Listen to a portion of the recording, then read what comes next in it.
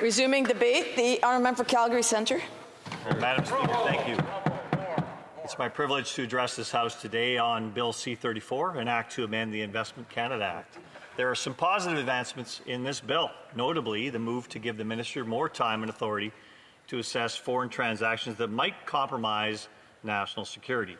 These are important considerations in an increasingly less secure world where foreign actors are using several means through asset acquisitions and technology transfers and theft to advance their economic interests, often to the detriment of others, including trade partners and allies. It's important that Canada represents itself well in this regard and doesn't always arrive as the only Boy Scout at the negotiating table. I will keep the rest of my comments today to the parts of this bill which, at this stage, seem to overlook key principles on which we, the people of Canada, govern ourselves, and how some of the proposed amendments affect business in the manner in which it actually transpires in an interconnected world that is becoming more and more resource scarce. In March 2021, the current Minister of Innovation, Science and Economic Development, let's say the Industry Minister going forward, updated and enhanced guidelines for national security reviews for transactions involving critical minerals and state-owned enterprises. Words on paper, it seems, because in January 2022, the same minister failed to follow these guidelines when he fast-tracked the takeover of neolithium mining by Chinese state-owned Zijin Mining without a national security review. It's an important illustrative case. Neolithium was a Canadian-listed company with assets in Argentina. So none of the assets were in Canada, but in a country whose critical mineral assets were far from any supply chain that might emerge in Canada. Why was Neolithium a Canadian company? Because it's registered in Canada and is listed for trading on the Toronto Stock Exchange, notably the world's foremost exchange for listing mining properties in every jurisdiction. 43% of the world's publicly listed mining companies are hosted on Canadian exchanges with an estimated market capitalization of over $560 billion. An understanding of this strength is critical to grasp what Canada and Canadians bring to the worldwide mining landscape. Now, National Instrument 43-101 is a Canadian regulatory reporting instrument that provides clarity on a company's resource plays and is world-renowned. This instrument is one of the ways in which our resource industry and our financial markets have gained international renown as being best in class. Investors around the world count on our standards to understand the prospects of mineralization in resource opportunities. This is an international advantage we let go of at our peril. Negligence of this understanding is not an excuse for decades of hard-won international repute. Coexistent with this regulatory standard is pricing. No international miner is going to list their prospect in a jurisdiction where they can't raise funds to advance their project. Gaining so-called liquidity on these markets means that there are an active and broad array of buyers and sellers following the industry. And funds are raised for mineral developments of all types, including critical minerals, at what is called a multiple. For simplicity, let's use the price to earnings multiple in Canada, which is currently around 13.8 times. Concurrently, broad market multiples in the US are 22 times. So comparing apples to apples, the market in the US values their companies at a rate about 60% higher than in Canada. Now, there's more to consider in that analysis. That's too simplistic, frankly. And the resource industry has more swaying in the Canadian market, so its discount is more like 15% to its US counterparts. But we have more small and micro exploration companies. Any entrance of political interference in this very transparent process will move investment funds, prospects, jobs, and money from Canadian oversight to foreign oversight. The loss to our economy and our reputation will be significant. Let's ensure we have these considerations in mind as we develop policies that are meant to restrict foreign investment in Canadian-listed companies with foreign assets. As an example, Australia is Canada's main competition for listing mining properties. Its disclosure regime is not considered as robust as Canada's, so we win on the basis of reputation. 50% of the world's lithium supply currently comes from mines in Australia. 90% of that lithium extracted in Australia ends up in China. That is what is meant by a critical mineral supply chain, at which China has performed so adeptly. In order to develop Canadian mines for the world's growing critical mineral needs, we will need the invested funds from around the world for development and for financing at a multiple where it makes sense here as much as it makes sense elsewhere, particularly in regimes with much lower regulatory oversight. Back to the case of neolithium. This industry minister approved the takeover, ignoring his own guidelines. Because no one could find the rationale transparently, the Standing Committee on Industry and Technology undertook a study specifically on the acquisition. The committee received significant input and made 3 recommendations, the most important of which is that the government create a formalized and transparent process for these reviews. You will note from our previous analysis that I do not disagree with the outcome at which the minister arrived. I'm just dismayed that it arose in direct contravention to his previously stated guidelines. Canadian companies working in exploration and development opportunities globally need to continue to lead their peers in developing the minerals the world needs more of going forward. I agree with the committee that there should be a transparent process. And it seems to me that the minister and his department are only learning the inputs to these decisions on the fly.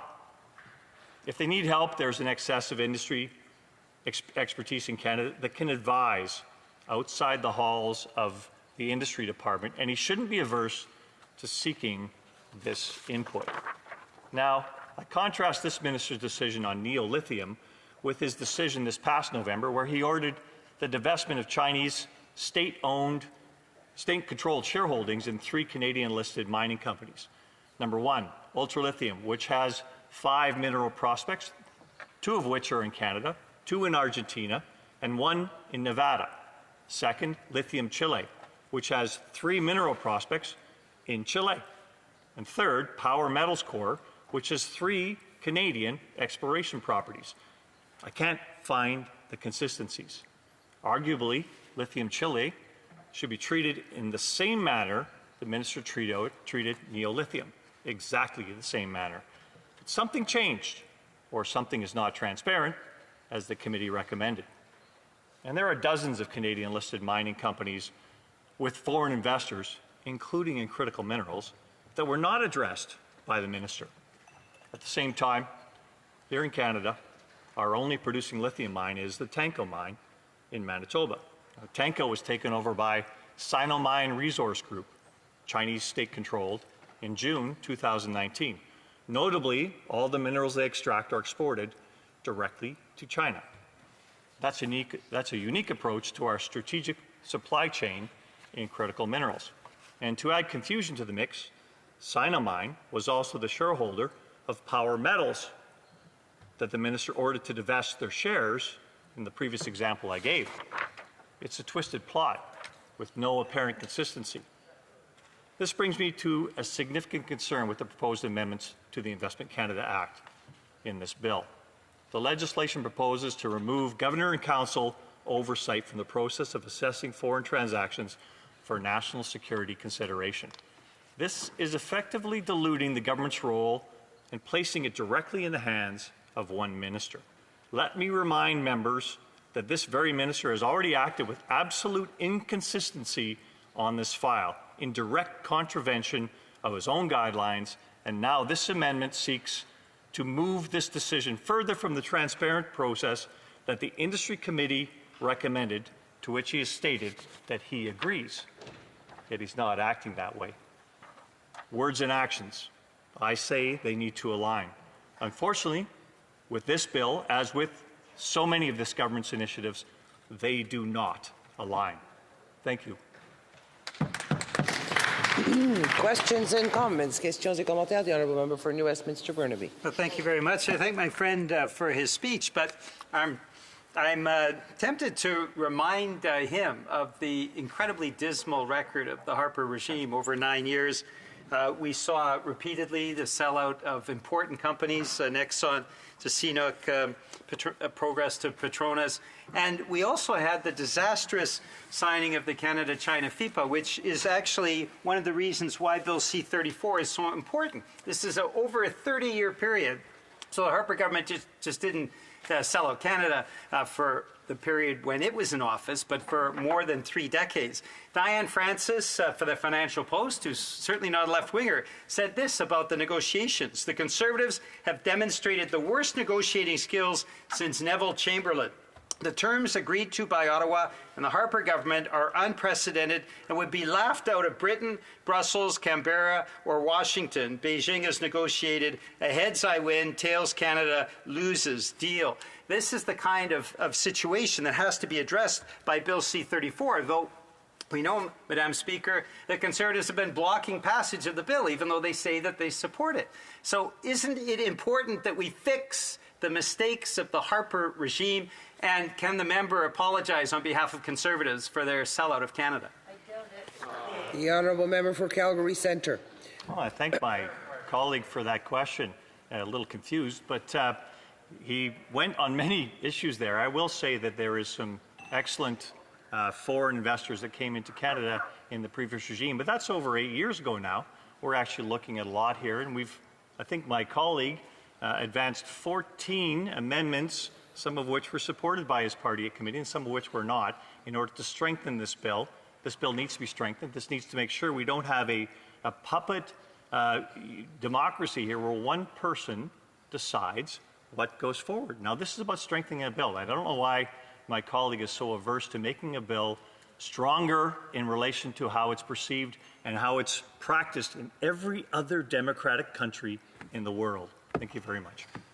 Questions and comments. Questions et commentaires. The honourable member for South Shore St. Margaret's. Thank you, Madam Speaker. I know my colleague from Calgary Centre has done a lot of good work in the area of mergers and acquisitions over his career. So I'd just like him to comment a little bit about what we're actually debating today, which some of the members of the Liberal NDP coalition don't seem to want to talk about, which is the removal in this act of cabinet from the decision-making process. And given that he sat at C-suite tables and board tables, and I know he understands how cabinet works, does he not think decision-making processes in these areas of foreign takeovers are much enhanced by the collective decision-making of a management team, a board, or a cabinet, as opposed to letting one lone minister make these decisions? The honourable member for Calgary Centre.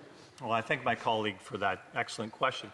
And that is the crux of what we see is being wrong with this bill. And it's been led by our industry critic who just spoke here. That is what we need to change more than anything else in this bill, is to make sure you've got collective decision-making happening at the cabinet table.